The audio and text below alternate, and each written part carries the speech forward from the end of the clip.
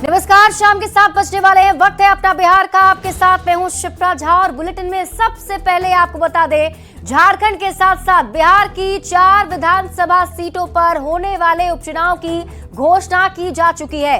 इस चुनाव को 2025 के विधानसभा चुनाव से पहले का सेमीफाइनल माना जा रहा है और ये चुनाव एक तरफ जहां महागठबंधन के लिए प्रतिष्ठा का सवाल है, तो एनडीए के लिए फाइनल मुकाबले से पहले बढ़त बनाने का एक मौका।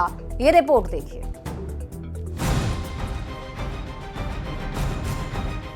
झारखंड विधानसभा चुनाव के साथ बिहार में 4 सीटों पर उपचुनाव की रणभेरी बज चुकी है। तमाम राजनीतिक दल चारों सीट पर अपना अपना सियासी चौसर फेंकने के लिए तैयार हैं। चुनाव आयोग ने दिन तय कर दिया है। 4 सीट पर 13 नवंबर को मतदान होंगे। भोजपुर की तरारी सीट पर वोटिंग होगी, कैमूर की रामगढ़ सीट पर वोटिंग होगी, गया की बेलागंज सीट पर वोट डाले जाएंगे। इसके अलावा इमामगंज सीट पर भी मतदान होगा। इन चारों सीटों में से 2020 में 3 सीट पर महागठबंधन जीती थी, जबकि इमामगंज सीट पर केंद्रीय मंत्री जीतन राम मांझी जीते थे। बिहार की 4 सीट पर होने वाले चुनाव को 2025 के चुनाव से पहले का सेमीफाइनल माना जा रहा है, लेकिन इसमें असली अग्नि परीक्षा महागठबंधन की है, क्योंकि ये उपचुनाव जनता के मूड को बताएगा कि बिहार में अगले साल क्या होने वाला है, क्योंकि इसमें से रामगढ़, तरारी, बेलागंज महागठबंधन की सीट थी। ऐसे में एनडीए के पास खोने को कुछ नहीं है, जबकि अगर महागठबंधन इन सीटों को नहीं जीत पाती है तो इससे जनता के बीच महागठबंधन के कमजोर होने का मैसेज जाएगा, जिससे अगले साल होने वाले विधानसभा चुनाव में महागठबंधन को मुसीबत झेलनी पड़ सकती है।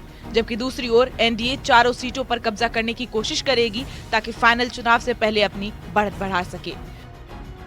Bureau report, news 18 Bihar Jharkhand. तो बिहार की 4 सीट पर उपचुनाव का ऐलान हो चुका है। एनडीए ने दावा कर दिया है कि सभी 4 सीटों पर गठबंधन जीत दर्ज करेगी। एनडीए पूरी मजबूती से चुनाव लड़ेगी। और अभी 1 सीट इसमें हमारा है, मतलब हमारे एनडीए गठबंधन के वहां से विधायक थे इमामगंज से। 3 सीट जो है, चाहे वो बेलागंज हो, चाहे तरारी हो या रामगढ़ हो, ये सीट को विपक्ष के गोद से हमें छीनने की आवश्यकता है। अब बिहार में भी 4 विधानसभा का चुनाव है, वहां भी चौका मारेंगे। चारों की 4 सीट हम लोग जीतने वाले हैं। और देखिएगा, झारखंड में भी बेहतर प्रदर्शन हमारा, जो वहाँ 81 सीट है, जो चुनाव होना है, 2 चरण में चुनाव होना है, बेहतर प्रदर्शन करेंगे और हम लोग मिलजुल कर चुनाव लड़ेंगे। और बिहार के जो 4 सीट है उपचुनाव, इसमें भी हमारा एक ही लक्ष्य है कि चारों के चारों सीट जो है एनडीए की झोली में जाएगी। तो उपचुनाव के ऐलान के बाद सियासत तेज है। बीजेपी और जेडीयू का दावा है कि सभी 4 सीटों पर एनडीए की विजय पताका लहराएगी। तो आरजेडी का कहना है कि तेजस्वी यादव के नेतृत्व में महागठबंधन सभी सीटों पर जीत दर्ज करेगी। नेतृत्व में महागठबंधन पूरी मजबूती के साथ चारों विधानसभा, चाहे बेलागंज हो, इमामगंज हो, रामगढ़ हो या तरारी हो, चारों जगह पूरी मजबूती के साथ चुनाव मैदान में जाएगी और चुनाव में जीत दर्ज करेगी। फिर से बीजेपी के पार्टी कार्यालय में जोश का माहौल रहेगा, जश्न का माहौल रहेगा इन चुनाव नतीजों के बाद।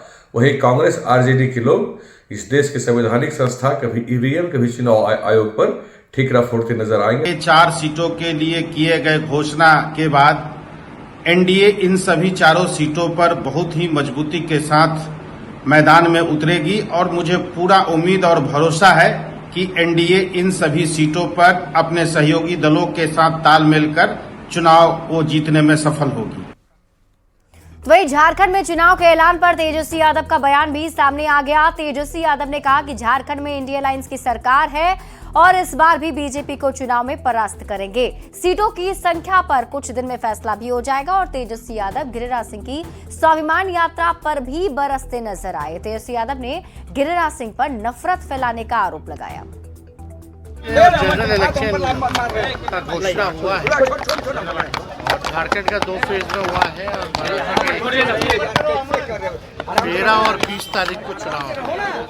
और साथ ही साथ जो बिहार की जो 4 विधानसभा है उसका चुनाव, जब चुनाव होगा तो हम लोग जो है यही हम लोगों की कोशिश है कि सारे चुनाव को हम लोग जीते। हम लोग ऑलरेडी सरकार में झारखंड में हैं और हम लोग इंडिया अलायंस के पार्टनर हैं और हम लोग मिलकर के चाहते हैं चुनाव लड़ना और पुनः बीजेपी को झारखंड में परास्त करें। आप यात्रा पे निकल रहे हैं, गिरिराज सिंह भी यात्रा पे जा रहे हैं और हिंदू को जगाने जा रहे हैं। आप भी यात्रा पे निकल रहे हैं। बिहार में यात्रा की सियासत हो रही है, क्या कहें?